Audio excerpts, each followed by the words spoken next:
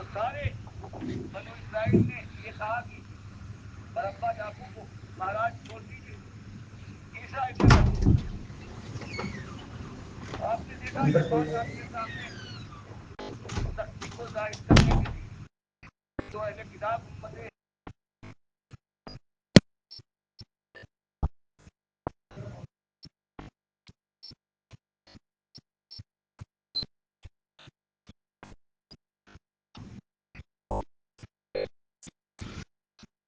دوپہر میں حضرت ابوبکر کے گھر میں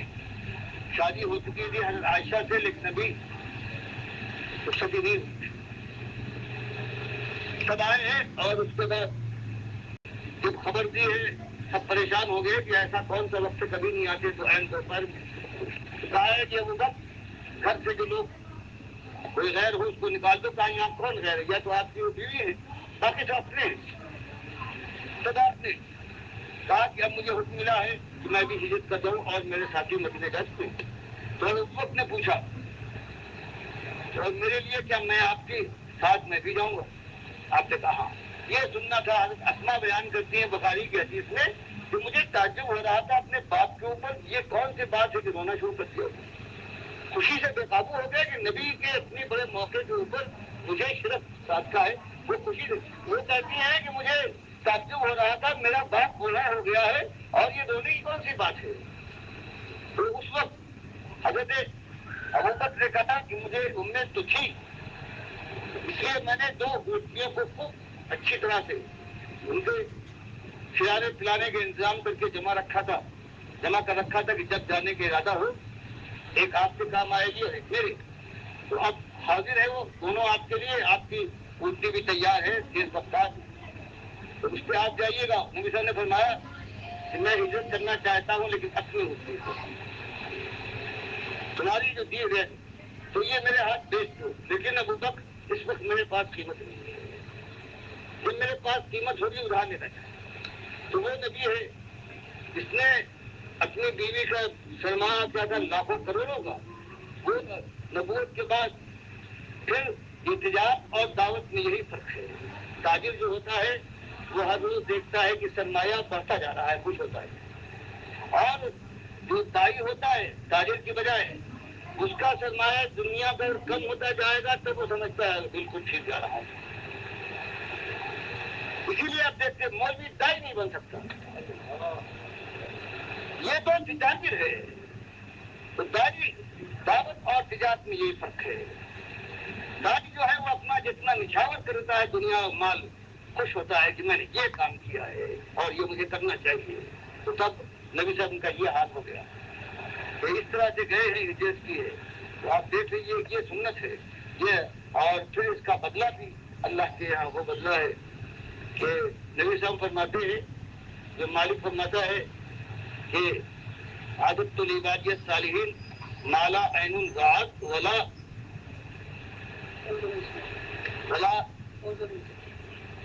اذن سمعت ولا خطر على قلب بشر اقرؤوا ان شئتم فلا تعلم نفس ما اخفي لهم من قرة اعين جزاء بما كانوا يعملون، بخاری مسلم۔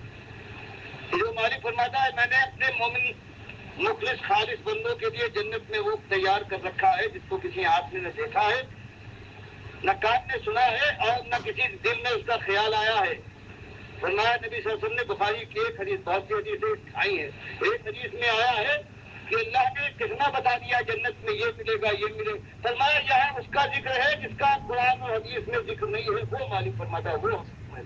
اس کے علاوہ ہے، لدینا مزید، یہ مزید ہے جس کے لیے مالک فرماتا ہے، تو وہ ایک ایمان کے اوپر ایک جھوپڑی والا ہو یا ایک محل سے اترنے والا ہو، اللہ کو ایک مان لے، اس کے سامنے سر جھکا دے، تاغوت کی نشاندہی کرنے کے بعد ایمان کی دعوت دے، شرک کو کھول کھول کر بیان کرے، پھر کوئی گالیاں دے، کسی کا نیچے پڑے، کسی کو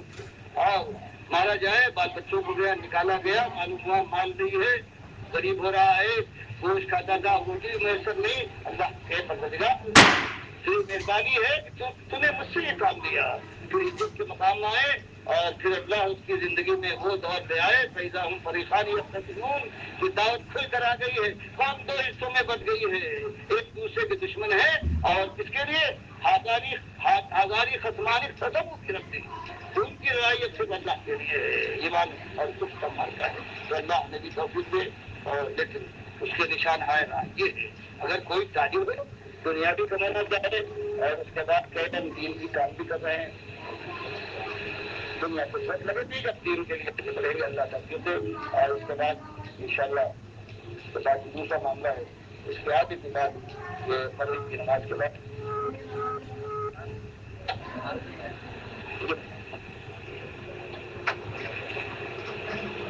میرا کوئی دعویدار کے مومن بنا ہے کہ ان المؤمنون الذین آمنوا باللہ ورسولہ اللہ نال ایمان ہے اور اللہ تعالی کے رسول نال ایمان ہے اور جو اللہ تعالی ہجرت کا ہجرت دینا ہے اس پہ کھول کر اور مال ہی خرچ کیتا سب کچھ اللہ تعالی الحمدللہ نحمدہ ونستعینہ ونعوذ باللہ من شرور انفسنا ومن سیئات اعمالنا من يهده الله فلا مضل له ومن يضلل فلا هادي له واشهد ان لا اله الا الله وحده لا شريك له واشهد ان محمدا عبده ورسوله اما بعد فاعوذ بالله من الشيطان الرجيم بسم الله الرحمن الرحيم الف لام ميم حسب الناس ان يتركوا ان يقولوا آمنا وهم لا يفتنون ولقد فتنا الذين من قبلهم فليعلمن الله الذين صدقوا وليعلمن الكاذبين یہ والی طے کر کے رکھ دیں مما نے صرف کٹ کرنے کے لیے نکل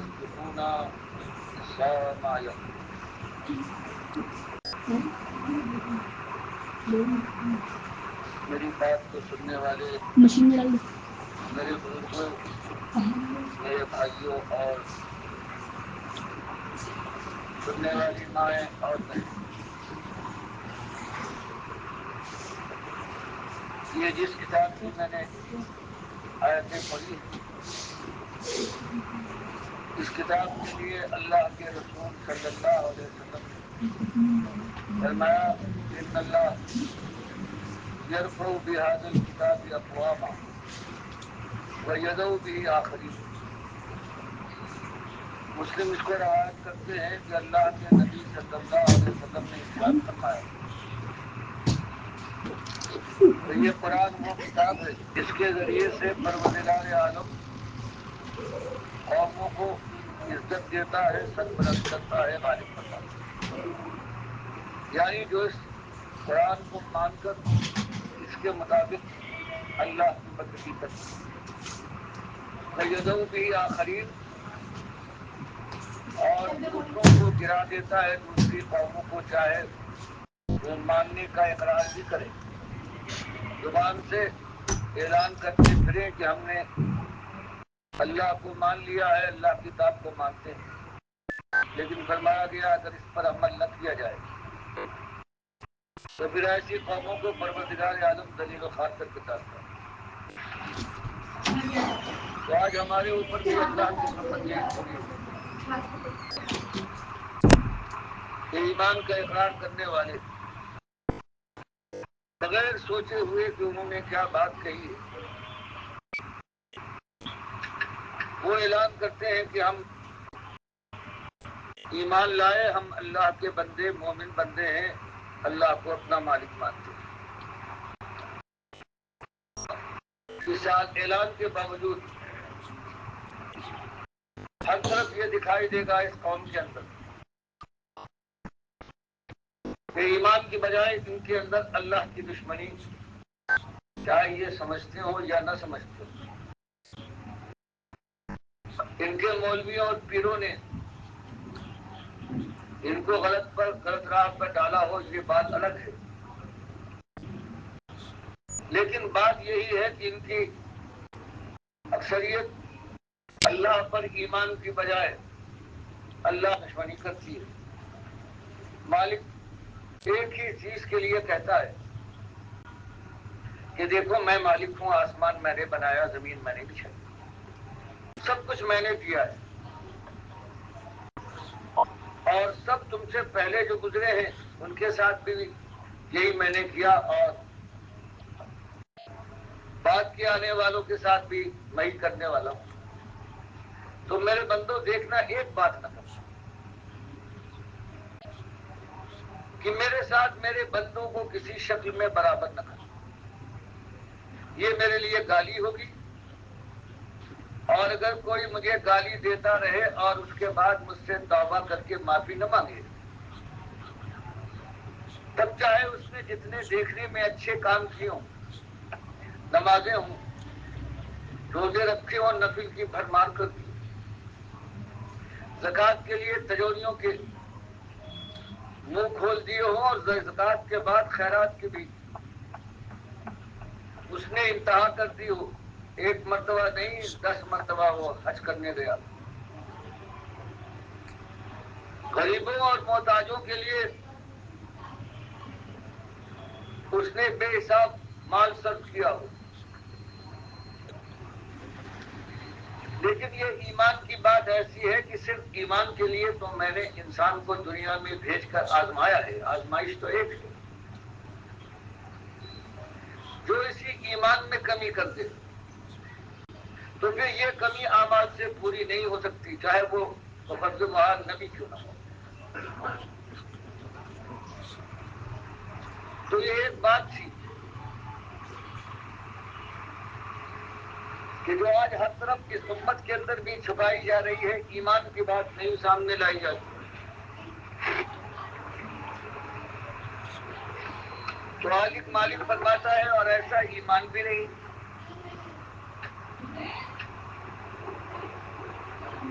کہ وہ ایماندار بھی ہو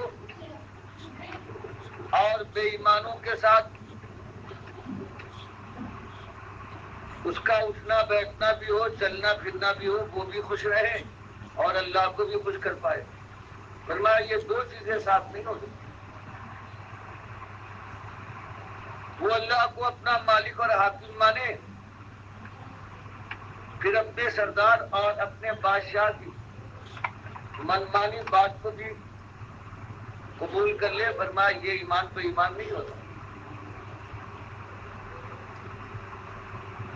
اور کوئی صحیح معنوں میں اللہ پر ایمان لائے تو اس کے معنی یہ ہے کہ اللہ کے علاوہ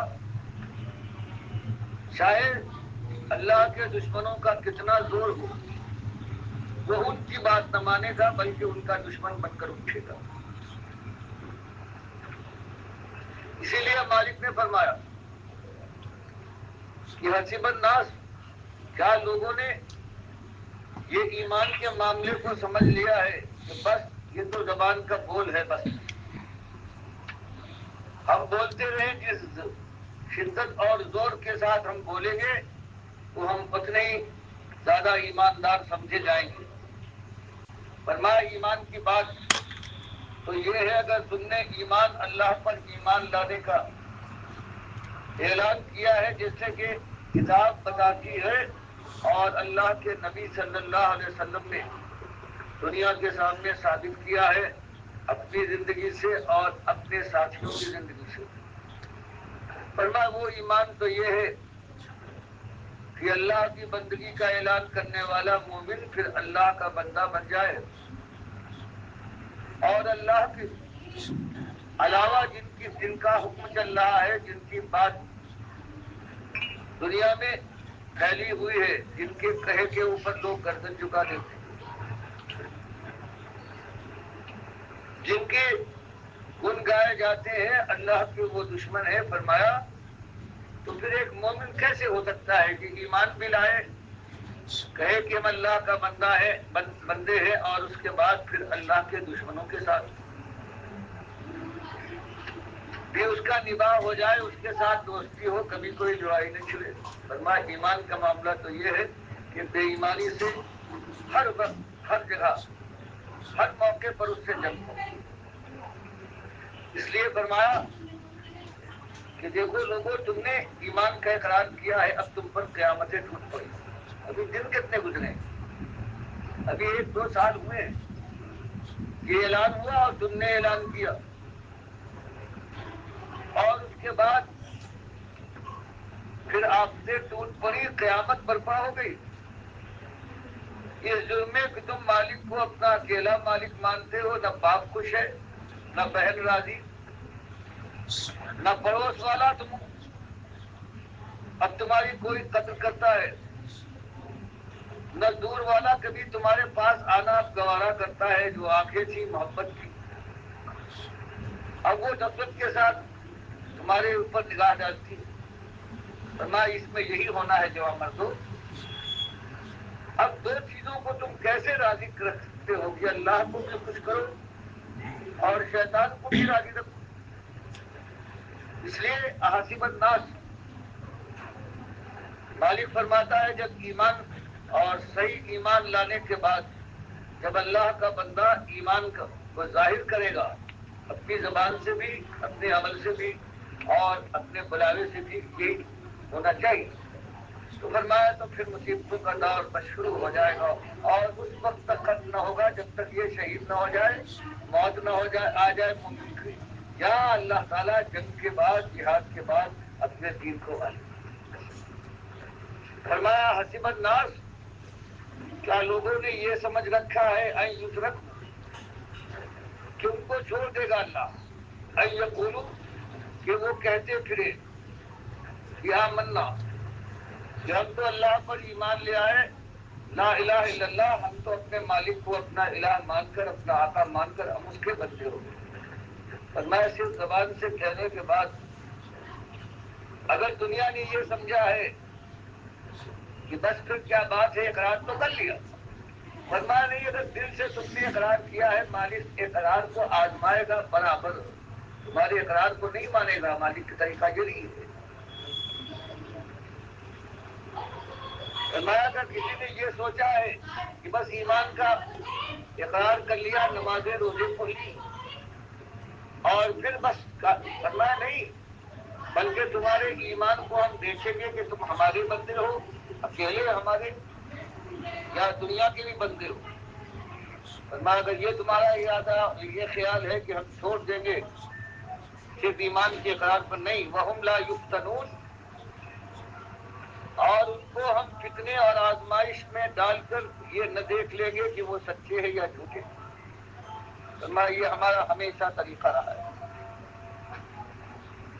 اور جب کبھی اس توحید کی دعوت اٹھی ہے، ہمیشہ اللہ نے ان دعوے داروں کو، یہ دعوت اٹھانے والوں کو، وَلَقَدْ فَتَنَّا الَّذِينَ مِن قَبْلِهِمْ، کہ اگر آج ان کے ساتھ یہ آزمائش اور مصیبتوں کا دور آیا ہے تو ہمیشہ یہی ہوا ہے. وَلَقَدْ فَتَنَّا، اور ہم نے ہمیشہ آزما دیکھا ہے. آج سے پہلے بھی جس نے یہ آواز اٹھائی ہے، یا منا، ہم تو اللہ کے بندے ہیں، کسی اور کی بندگی قبول نہ کریں گے. فرمایا اس سے پہلے بھی ہم نے ڈالا ہے آزمائشوں میں، اور یہ دیکھنے کے لیے، دکھلا دینے کے لیے دنیا والوں کو کہ سچا کون ہے. وَلَقَدْ فَتَنَّا الَّذِينَ مِن قَبْلِهِمْ وَلَيَعْلَمَنَّ اللَّهُ الَّذِينَ صَدَقُوا وَلَيَعْلَمَنَّ الْكَاذِبِينَ. ایسی آزمائشیں لائی اور لانا ہے. جب تم نے یہ کہہ دیا کہ بس اللہ کے ہم بندے ہیں، اور دنیا میں جن کی بندگیاں کی جا رہی ہیں، غلامی کرتے ہیں لوگ، چاہے بادشاہ سلامت ہوں، چاہے قارون والے ہمارے مہاجن ہوں جن کے پاس مال و زر ہے، اور یا یہ دین بیچنے والے مولوی اور پیر ہوں جو اللہ میں زہر کلاتے ہیں، ان کی بات چلتی ہے. اور یہ 3 گروہ ہیں، ان کو ملا کہا جاتا ہے. ملا یملو مانے ہوتے بھر دے. اور یہی 3 گروہ ہیں جو اپنی قوم کے جو مناسب، جو رتبے والی چیزیں ہیں، ان کو یہ بھرتے ہیں، ان کے اختیار میں سب کچھ ہوتا ہے، اور عوام ان کی بات پہ ہاں میں ہاں ملاتی. فرمایا اگر کسی، ہم نے اس سے پہلے بھی کیا ہے، ہمیشہ جب یہ دعوت، یہ کوئی آواز لگاتا ہے تو ہم اس کو نہیں چھوڑتے، ہم دکھلا دیتے ہیں کہ سچا ہے یا جھوٹا ہے. فَلَيَعْلَمَنَّ الَّذِينَ صَدَقُوا، تو اس وقت بتایا جا رہا ہے کہ آج کے ایمان کے دعوے داروں ہم تم کو بھی ان آزمائشوں اور مصیبتوں میں ڈالنے کے بعد ہم جان لے کر جلوا دے گے، دکھا دیں گے کہ تم میں سے سچا کون ہے، جھوٹ بولنے والا۔ فرمایا ایک طرف تو اپنے مومنوں کے ہم اس آزمائش میں ڈالتے ہیں، اور وہ اللہ کے باغی جو آج خدائی کر رہے ہیں وہ بھی کان کھول کر سن لیں۔ ام حسب الذین یعملون السیئات، کہ ان کو بھی ہم چھوڑنے والے نہیں ہیں، بے ایمانوں اور ناشکروں کو، چاہے تخت شاہی پر بیٹھے ہوں یا قارون کی خزانے کے اوپر صاحب بن گئے ہوں، یا یہ فیس اور یہ اجرت لے کر پیٹ کی پوجا کے لیے پیر اور مولوی بنے ہوں، یا ان کے ماننے والے یہ عوام ہیں، کسی کو نہ چھوڑیں۔ اگر انہوں نے یہ سوچ رکھا ہے، سمجھ رکھا ہے ان بدکاروں نے بے ایسبقونا کہ ہم ان کا کچھ نہ بگاڑ پائیں گے، وہ ہم سے سبقت لے جائیں گے، بچ جائیں گے، تو فرمایا ان کی غلط فہمی ہے، سام آ یہ بہت بڑا فیصلہ ہے جو کر رہے ہیں، ہم ان کو بھی ٹھیک کریں۔ تو آج یہ معاملہ ہوا کہ اللہ کے فضل سے ایمان کی توفیق ملی ہم کو اور ہمارے بھائیوں کو، اور جو مائیں بہنیں ہیں اگر ان تک یہ بات پہنچی ہے، وہ ایمان لائی ہے صحیح معنوں میں، تو اللہ کی یہ سب سے بڑی رحمت ہے۔ وَمَن یُؤْتِ الْحِکْمَةَ فَقَدْ أُوتِیَ خَیْرًا کَثِیرًا، اس سے بڑی اور کوئی چیز دنیا میں ساری نعمتوں سے بڑی نعمت ہے کہ اللہ کسی کو ایمان کے ساتھ حکمت دے دے، دل اس کا چھپ جائے۔ تو بتایا گیا کہ یہ اس راہ میں ہوتا ہے، اور آج ہم نے اسی آواز لگائی ہے کہ ہم اللہ پر ایمان لائے، اور ایسے ایمان لائے جیسے کہ ایمان لانے کا حق ہے۔ تو پھر اللہ کا جو قاعدہ ہے کہ ہم کو بھی نہ چھوڑے گا، معاملہ صاف کر کے رہے گا۔ اور یہی عرب کی وہ تاریخ محمد صلی اللہ علیہ وسلم نے جب یہ آواز لگائی ہے اور ان کے ساتھ کچھ لوگ ہوئے ہیں، تو ابھی چند سال گزرے تھے کہ ان کے گھر نے، ان کے شہر نے، ان کے معاشرے اور ان کی زمین نے کہا کہ اگر باپ دادا کے طریقے سے ہٹ کر تمہیں رہنا ہے، کوئی نیا دین لائے ہو، تو یہاں سے ہم تم نکلنا پڑے گا، یہاں اب تمہارے لیے یہاں جگہ نہیں۔ تو اس میں صرف مرد نہیں گئے ہیں جوان مرضی کے ساتھ، بلکہ ان کی بہنیں ہیں، ان کی بیویاں ہیں، اور بڑے بڑے رئیس خاندان کی بیویاں۔ سہیل ابن عمرو جو قریش مکہ کے خطیب تھے، ان کی بیٹی سہلہ بنت سہیل وہ ایمان لائی اپنے شوہر کے ساتھ، شوہر کا نام ہے ابو حذیفہ ابن عتبہ۔ تو عتبہ ابن ربیعہ جو بدر کے میدان میں قریش مکہ کا سردار بن کر آیا تھا اور مارا گیا ہے، یہ ان کے بیٹے ہیں، ایمان مکے میں لائے، ان کے بیٹے، اور ان کی بیوی کون ہے؟ ان کے بیٹے کی سہیل ابن عمرو جو سردار اتنا بڑا ہے، تو ان کو نکالا گیا ہے مکے سے اور حبش میں گئے ہیں جہاں گرمی ایسی شدید پڑتی ہے کہ پھول سا چہرہ کملا جائے، لیکن انہوں نے کچھ پرواہ نہیں۔ نبی صاحب کی بیٹی ہے، رقیہ ہو گئی ہے اپنے شوہر عثمان ابن عفان رضی اللہ تعالیٰ عنہ کے ساتھ،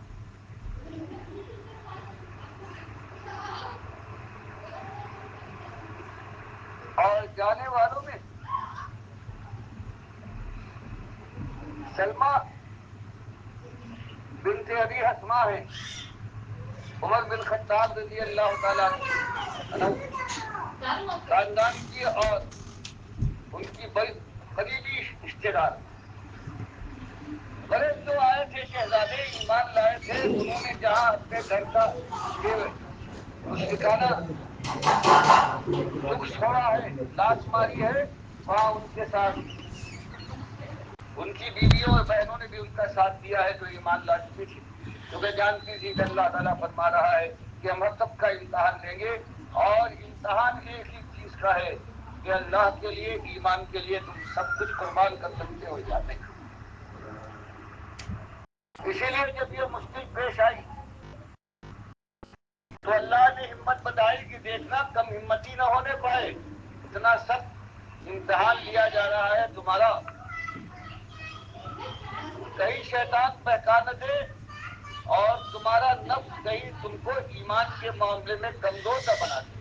اس لیے مالک نے فرمایا یا عبادی الذین آمنو،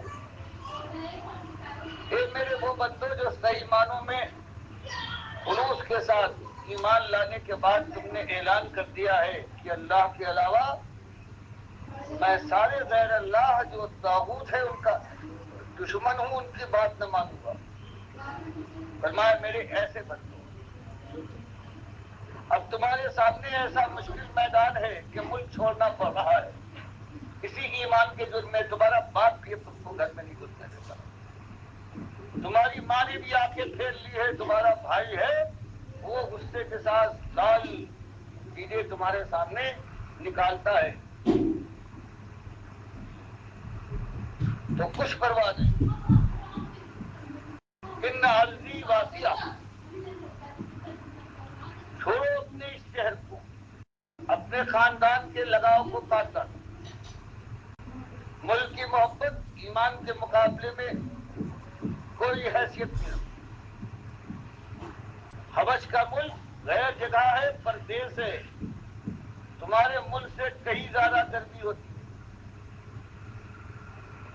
لیکن ایمان کو وہی بچاؤ مل سکتا ہے، اس لیے کچھ نہ گھبراؤ، کسی قسم کی کوئی فکر نہ کرو کہ پردیس میں کیا کھائیں گے، پورے گھر والوں کو لیے جا رہے ہیں، یہاں تو بنا بنایا کاروبار تھا، جان پہچان تھی، چلو کچھ لوگ دشمن تھے لیکن تھے تو پہچاننے والے، ایک ایک جگہ کو ہم جانتے ہیں، یہ فرمایا کچھ پرواہ نہ کرو، عرضی واسعہ، ایمان ایسی چیز ہے اس کے لیے ہر چیز قربان ہونا چاہیے، کیونکہ ایک ہی بات ہے فَإِيَّايَ فَاعْبُدُونِ، کہ کچھ ہو جائے ایمان کے سلسلے میں، جہاں ملک چھوڑنا پڑ رہا ہے، اگر جان دینے کا موقع دیا جائے، کھال ادھیڑ دینے کا موقع آ جائے، پر میں کچھ بھی ہوں فَإِيَّايَ فَاعْبُدُونِ، بات تو ایک ہی ہے، وہی ایمان کا مسئلہ ہے کہ کچھ ہو فَإِيَّايَ، بس صرف میری بندگی کرو گے، مجھے اپنا مالک مانو گے، ایمان کا تمہارا یہ انداز ہوگا چاہے ساری دنیا تمہاری مخالف ہو جائے